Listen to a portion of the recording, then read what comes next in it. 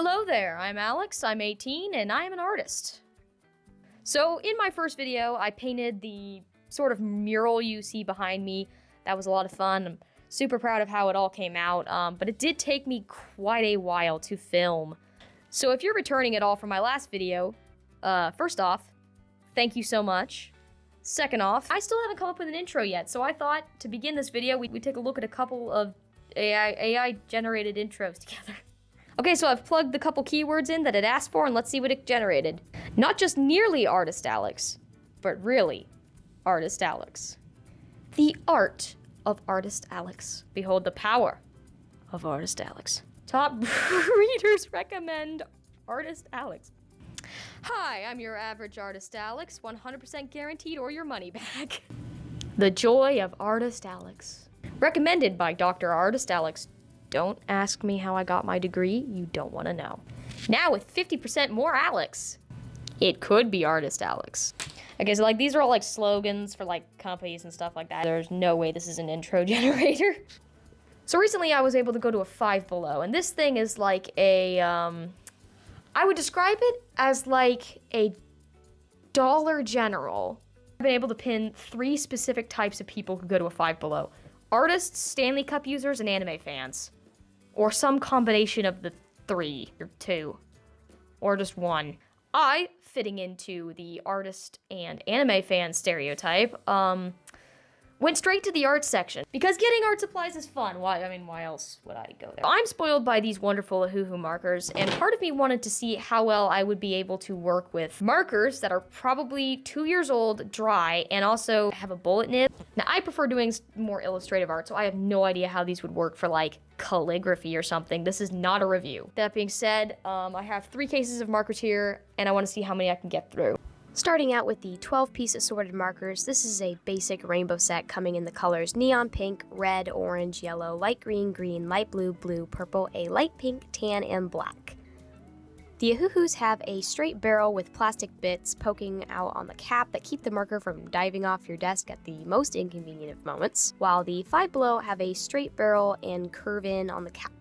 The Five Below markers have a chisel tip indicated by the wider stripe of color and a bullet tip indicated by the smaller stripe. Keeping with the slight theme, I'm using the Ohuhu marker sketchbook to give these markers the best chance to show off. Swatching the markers, I took notice of the overall hue, saturation, and value.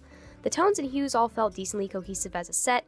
My one complaint would be that the yellow feels more like a highlighter yellow than a bright yellow. The color went down smoothly and decently solid. There was a little pooling of the ink at the start of the brushstroke and at the end, but not enough to affect anything major. After that, I did a few more tests such as color layering, mixing, blending, and a smudge test. I searched for some ideas to get started, and Pinterest recommended some Harajuku fashion, which I took as inspiration, not getting too wrapped up in a proper Harajuku look. I haven't done a dedicated traditional drawing in a while, so I pushed myself to start with no planning to avoid overthinking.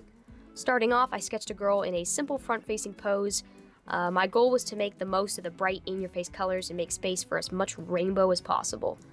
I gave her fluffy twin tails accompanied by 2 big bows and lots of hair accessories. A sweater, overalls with a pocket and 2 big buttons, and a clunky sphere necklace. To lower the chance of messing up, I finished the line art off camera to avoid the nervous vibes and so I could focus on the coloring portion.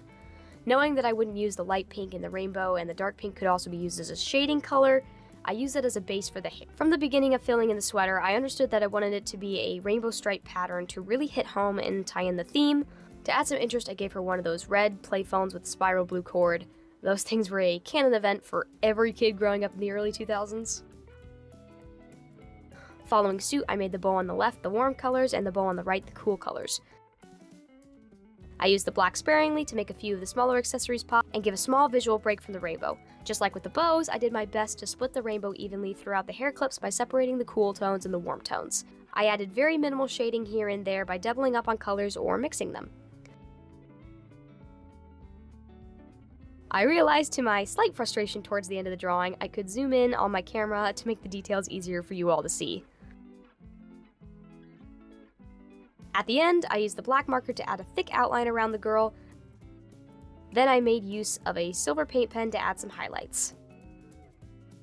Time for the neutral markers, so just like the previous set, this set includes 12 markers total, 5 skin tones and 7 gray values. The cap colors on these markers were not accurate to the ink color at all. They were so off, in fact, that the whole time I kept a swatch sheet to make sure I didn't grab the wrong marker. Turns out these markers have names on the barrel, which I only conveniently discovered once I was done. The grays have a pretty decent variety, some cool tones, some blue grays, and some warm grays. The skin tones weren't bad but weren't great. The lighter tones were a little yellow, orangey. The darker ones were decent, and the blush pink felt too peachy. Just like with the last drawing, I started sketching to see what I could come up with. I first drew a head and body in 3/4 view. Then I wanted motion involved, so I sketched out her hair blowing in the wind. I'm not used to drawing long hair and bangs, so the long hair gave me some trouble. To include even more motion and a little interest, I added a cute little bird flying right past this girl, catching her attention. At this point, I started to tire out. I couldn't get her face to look quite right. The proportions looked just a little off every time I went back to fix them. I kept pushing on though and erased the long strands of hair in her face and changed them to be bangs, which I feel like helped a lot. I gave her a dress, a hair bow, and a shoulder bag and kept adjusting things until I didn't think it would improve anymore. After I finished sketching, I completed the liner off camera. Feeling confident enough, I went right into the skin coloring. I laid down a base tone for the skin with the lightest color, shading with the darker orangey tone, lightest brown, and the blush. Because of how saturated the colors were, it felt a little off for my personal style. To combat this, I tried to keep the edges blended to create a softer look. Using that same orange color as a base, I added what would be the hair highlights. Then, with the lighter of the two browns, I filled in the rest of the hair. While shading the hair with the darker brown, I kept losing track of what was hair and what was negative space. For her eyes, I used the same dark brown and a splash of dark warm gray for contrast. For the belt, I used a mix of lighter and darker grays as a base and layered the light and dark brown on top. This made sure that the browns for the hair and the belt were cohesive but different. For her outfit, I used a bluish mid-tone gray, then doodled lines vertically and horizontally. This created a square pattern. Making good use of that pattern, I shaded in every other square. I did my best to add in some shading with the darker grays to avoid a flat look.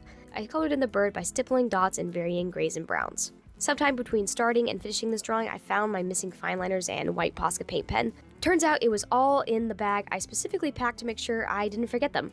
With my Posca paint pen restored, I added in some highlights and then used a gold paint pen to tie in the metallic highlight theme. And here are the two finished illustrations. It was a lot of fun experimenting with more affordable markers. It's a good reminder that what you're willing to spend is up to you, because art can be made from a variety of tools. Thank you so much for watching. If you enjoyed the video, please consider liking and subscribing. I will see you in the next one. Bye!